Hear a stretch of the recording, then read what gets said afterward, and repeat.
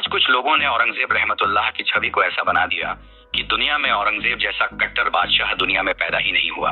औरंगजेब का इतिहास। औरंगजेब 1618 से 1707। पूर्ण नाम मोइनुद्दीन मोहम्मद। तख्त पर बैठने के बाद नाम पड़ा औरंगजेब आलमगीर। आओबा बरसा परीक्षा। मुगल साम्राज्य का छठा सम्राट था जिसने 1658 से 1707 तक शासन किया। वह शाहजहां और मुमताज महल का तीसरा पुत्र था।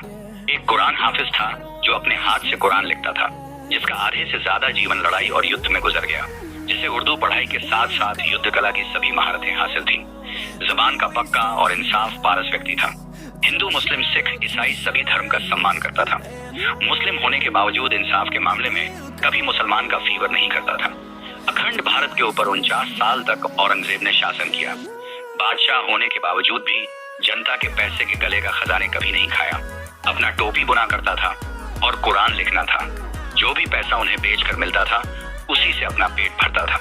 औरंगजेब की आर्मी में 33% हिंदू लोग थे। औरंगजेब का शासनकाल मुगल साम्राज्य के विस्तार और जटिलताओं के लिए जाना जाता है, लेकिन यह विवादों से भी भरा रहा। प्रारंभिक जीवन जन्म 3 नवंबर 1618। दाहोद, गुजरात। शिक्षा। औरंगजेब को इस्लामी धर्मशास्त्र, फारसी, अरबी और सैन्य प्रशिक्षण दिया गया। वह एक कुशल योद्धा और रणनीतिकार था। प्रारंभिक करियर। अपने पिता शाहजहां के शासनकाल में औरंगजेब को विभिन्न सूबों, पहाड़ी प्रांतों को सूबेदार नियुक्त किया गया, जैसे दक्कन, गुजरात और मुल्तान। उन्होंने दक्कन में कई अभियानों का नेतृत्व किया। सत्ता पर कब्जा गद्दी के लिए संघर्ष। 1657 में शाहजहां की बीमारी के बाद उनके 4 बेटों दारा शिकोह, शाह शाह शुजा, औरंगजेब और मुराद बख्श। औरंगजेब का भाई दारा सिंह को अय्याश किस्म का व्यक्ति था जो औरंगजेब को पसंद नहीं था, क्योंकि वह औरंगजेब को तख्त के लिए मरवाना चाहता था। विजय।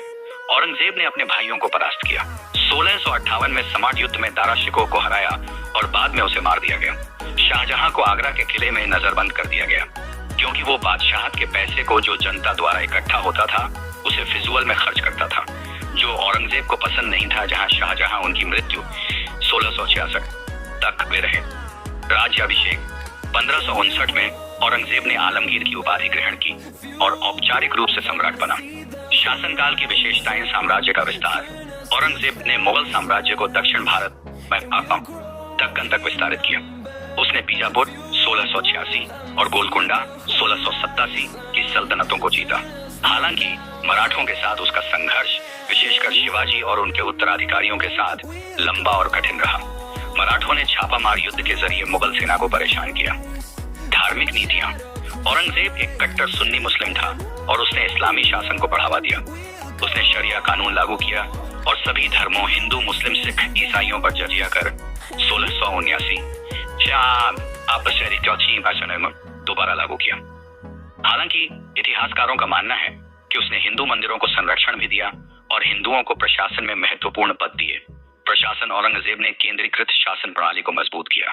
उसने भ्रष्टाचार को कम करने और प्रशासनिक दक्षता बढ़ाने की कोशिश की। उसने मनसबदारी प्रणाली को और सख्त किया। विद्रोह और चुनौतियां। मराठा विद्रोह।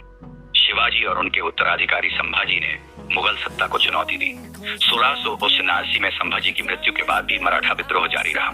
व्यक्तिगत जीवन। औरंगजेब एक सादा जीवन जीने वाला शासक था। वह स्वयं कपड़े सिलता और कुरान की प्रतियां लिखकर अपनी आय अर्जित करता था। उसकी 4 पत्नियां थीं, जिनमें दिलरस बानो बेगम और नवाब बाई प्रमुख थीं। उसके कई बच्चे थे, जिनमें मोहम्मद आजम, बहादुर शाह प्रथम और आजम शाह शामिल थे। मृत्यु और विरासत। मृत्यु। 3 मार्च 707 को अहमदनगर में औरंगजेब की मृत्यु हुई। उसकी मृत्यु के बाद मुगल साम्राज्य कमजोर पड़ने लगा। विरासत। औरंगजेब का शासनकाल मुगल साम्राज्य के चरम और पतन दोनों का प्रतीक माना जाता है। विवाद। कुछ इतिहासकार औरंगजेब को एक कुशल लेकिन कट्टर शासक मानते हैं, जबकि अन्य उसे एक जटिल व्यक्तित्व के रूप में देखते हैं, जिसने अपने समय की चुनौतियों का सामना करने की कोशिश की। निष्कर्ष। औरंगजेब का इतिहास एक शक्तिशाली लेकिन विवादास्पद शासक की कहानी है। उसका शासनकाल मुगल साम्राज्य की शक्ति को दर्शाता है। भाई, आज के समय में देख ले, कोई नेता अगर किसी पद पर है तो वह देख लो कितनी भ्रष्टाचारी करता हो, हर जगह पैसे मारता हो, अपना पेट भरता हो। यार सोच को देखो, जिन्होंने एक अखंड भारत का बादशाह होते हुए भी कभी भी बादशाह के गले से खजाने से एक दिया ना लिया हो, वो कैसा आदमी होगा? सोच कैसी होगी, कितना ईमानदार होगा। आज के समय में आप देख ही रहे होंगे भाई, ईमानदार नेताओं के हाल औरंगजेब जैसा योद्धा और आदमी दुनिया में कभी जन्म नहीं ले सकता दोबारा। और मेरी अल्लाह से दुआ हो कि अल्लाह ताला औरंगजेब को जन्नतुल फिरदौस में अल्लाह से अल्लाह मुकाम अदा फरमाए। जो भी मेरी वीडियो देख रहा है, सुना भाई औरंगजेब रहमतुल्लाह के लिए दुआ करें।